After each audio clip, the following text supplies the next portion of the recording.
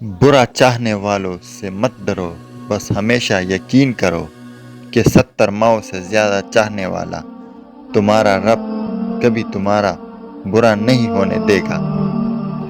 سب کے ساتھ اچھے رہے، الوداعی لمحے کا کوئی وقت نہیں ہے۔ قدر کرنا سیکھ لو، کیونکہ نہ زندگی واپس آتی ہے اور نہ زندگی میں آئے ہوئے لوگ۔ اگر تمہیں لگے کہ تمہارا امتحان لیا جا رہا ہے تو خوش ہو جاؤ کہ تم اس قابل سمجھ گئے ہو، کیونکہ اللہ تعالیٰ کے ہاں امتحان عاشق کا لیا جاتا ہے، منافق کا نہیں۔ صبر، شکر، ذکر اور فکر چاروں بہت بڑا درجہ رکھتے ہیں۔ صبر مشکل کو ٹالتا ہے، شکر نعمت کو بڑھاتا ہے، ذکر درجات کو بلند کرتا ہے، فکر گناہوں سے روکتا ہے۔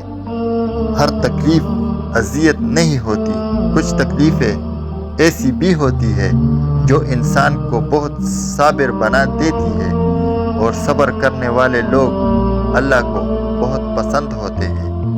انسان کا دل کتنا بھی دکھا ہو، لیکن اپنے دکھی ہونے کا مطلب یہ ہرگز نہیں ہوتا کہ اپنے پیاروں کے چہرے سے بھی مسکراہٹیں چھین لی جائے۔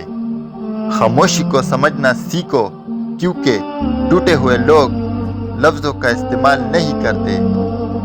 درد سب کے دل میں ہے، فرق یہ ہے کہ کوئی لکھ رہا ہے اور کوئی پڑھ رہا ہے۔